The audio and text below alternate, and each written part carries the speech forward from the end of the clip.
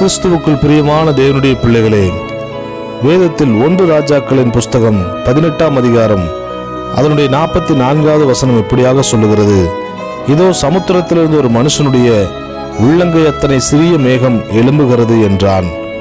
இன்றைக்கு நம்முடைய வாழ்க்கையிலே ஆசீர்வாதங்களை கொண்டு வருகிறதற்கான எந்த ஒரு அடையாளங்களும் இல்லாமல் இருக்கலாம். அன்றைக்கு எலியாவின் காலத்தில் பார்க்கிறோம், 3.5 ஆண்டுகள் மழையில்லாத சூழ்நிலைகளின் மத்தியிலே கர்த்தர் ஒரு உள்ளங்கை எத்தனை மேகத்தை எலியாவினுடைய கண்களுக்கு காண்பிக்கிறார். அந்த உள்ளங்கை மேகம் தேசம் முழுவதும் பெருமழையை கொண்டு வந்தது. இன்றைக்கு உங்கள் வாழ்க்கையில ஒன்றுமே இல்லாத சூழ்நிலைகளின் மத்தியில ஒரு சிறிய அடையாளத்தை கர்த்தர் கொடுத்திருக்கலாம், ஒரு சின்ன ஆசீர்வாதத்தை உங்கள் கரங்களிலே கொடுத்திருக்கலாம். அதை அற்பமாய் நினைக்காதிருங்கள். அந்த உள்ளங்கை மேகம் பெருமழையை கொண்டு வந்தது போல உங்கள் கரங்களில் இருக்கிற கொஞ்சத்தை கர்த்தர் பெருமழையின் ஆசீர்வாதமாக கர்த்தர் மாற்றுவார். கர்த்தர் உங்களை ஆசீர்வதிப்பார்.